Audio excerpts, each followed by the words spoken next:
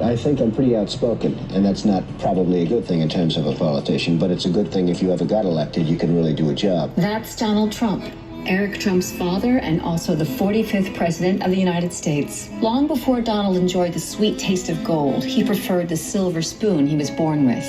We all know that past behavior is the greatest indicator of future success. With that in mind, let's take a look. Who really is Donald Trump? I'm Julianne Moore, and this is the story of the COVID patient in charge of America's nuclear arsenal. Donald John Trump made an excellent career move in 1946, being born to a very wealthy family in Queens, New York. He grew up in a 23-room, 9-bathroom, white-columned mansion in an exclusive, affluent, nearly all-white neighborhood. Friends who came over would be greeted by the maid, who would offer a platter of finger sandwiches with the crust cut off. It wouldn't take long for Donald to reject it all. His father, Fred, the son of German immigrant Frederick Drumpf, was a super wealthy New York real estate mogul. The tough and hard-driving Fred Trump achieved multimillionaire status by becoming one of the largest recipients of cheap U.S. government-backed building loans in the 1940s. Donald's mother, Mary, was a poor immigrant from Scotland.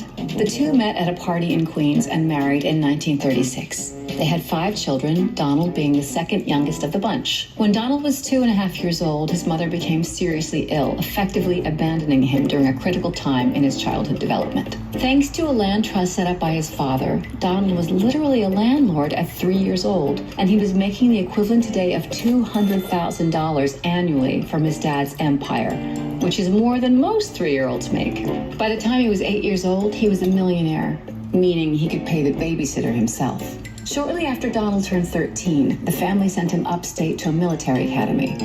It would be the closest he'd get to serving in the military. By the time he was 17, his father gave him part ownership of a 52-unit apartment building, and then he was off to college. He started at Fordham University and then 2 years in, transferred to the elite Wharton School undergrad program at the University of Pennsylvania. According to Donald's niece, Mary, Donald allegedly paid someone to take the SAT on his behalf, achieving a high yet fraudulent score, which he used to gain admittance to Wharton. At the time, Donald's brother, Fred Jr., had a buddy named James Nolan who worked in the admissions office at UPenn. Fred Jr. asked Nolan to interview Donald as a candidate for admission. Years later, in an interview, Nolan recalled the encounter. "I certainly was not struck by any sense that I'm sitting before a genius." Yet it appears Donnie was accepted. UPenn awarded him a BS on May 20th, 1968. Trump claimed the school was the hardest to get into, the best school in the world. It's unclear how Donald performed at the school because Trump's attorney, Michael Cohen, was allegedly ordered to hide his boss's school transcripts.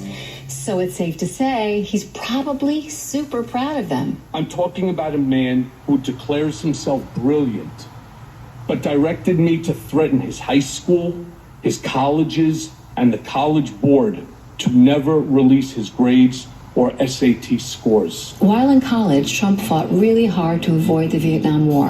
He obtained 4 student draft deferments, even though he was fit and eligible for military service. After graduating from UPenn, he was eligible for the draft again. This time, he received a medical deferment for alleged bone spurs. Numerous deferments because of college, and I had a foot thing, and I got that deferment for that. In 1971, at the tender age of 25, Trump was named president of his father's real estate company. He renamed it the Trump Organization.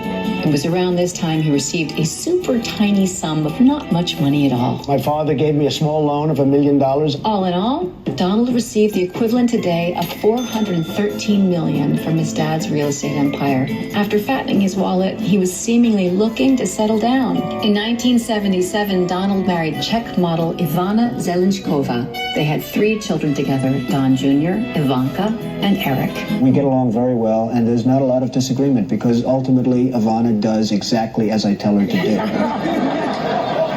While his marriage was going extremely well, his new gig as president of the real estate company wasn't. It began making headlines for all the wrong reasons. The front page of the October 16, 1973 New York Times read, "Major landlord accused of anti-black bias in city." Of Donald's 14,000 apartments in 39 different buildings, the tenants were predominantly white. The Department of Justice charged Donald and his father with discriminating against black people in apartment rentals, violating the Fair Housing Act of 1960. 1968. So who tipped the DOJ off? Black activists would apply for an advertised vacancy in a Trump building only to be told nothing was available. Then their white counterparts tried the same thing, and they were met with open arms and vacancies. An application filed by a black apartment seeker would be marked by a Trump employee as C for colored. A former Trump rental agent spoke to NBC about how he was ordered to handle the situation if a black person applied.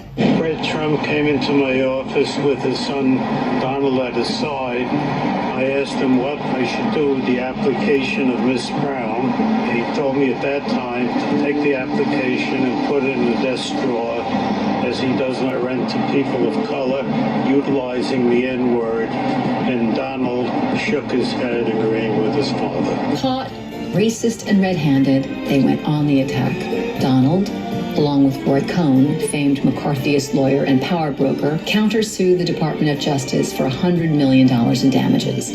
But this countersuit was tossed out by the judge. In 1975, Donald and his father settled the original case. They were ordered to study the Fair Housing Act and not to discriminate at their properties in the future. Additionally, they were ordered to work with the New York Urban League to identify new tenants. If I was starting off today, I would love to be a well-educated black because I really believe they do have an actual advantage today. After putting his racist tendencies to rest definitely forever, business was booming. Donald was on the rise, and so were his buildings. Throughout the 80s, 90s, and 2000s, it seems Trump smeared his name in gold plating wherever he could. Casinos, steaks, residential high-rises, vodka bottles, water bottles, board games, hotels, and golf courses all donned the Trump name. But so did the bankruptcy papers. Trump's companies filed for Chapter 11 bankruptcy 6 times.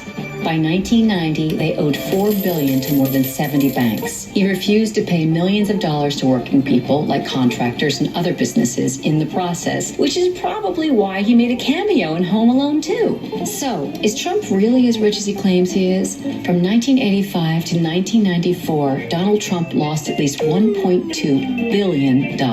I remember once my father and I were walking down Fifth Avenue, and there was a homeless person sitting right outside of Trump Tower. And I think I was probably maybe 9, 10, something like this. It was around the same time as the divorce. And I remember my father pointing to him and saying, you know, that guy has $8 billion more than me, because he was in such extreme debt at that point, you know? He now claims to be a billionaire, but is he? I'm really rich. That sounds awesome. But how much is it? How much are you worth right now as you're sitting right here? Zero idea, David. In April of 2020, after the coronavirus pandemic crippled the U.S., Forbes estimated that Trump's net worth collapsed a full $1 billion. It's unclear what Trump's actual net worth is. Due to a bombshell report by the New York Times, we do know, at least according to leaked tax returns, that Trump is $421 million in debt. According to the Times, Trump has not paid any income taxes at all in 10 of the previous 15 years. And, spoiler alert, the first year in the White House, he apparently only paid $750 in federal income taxes.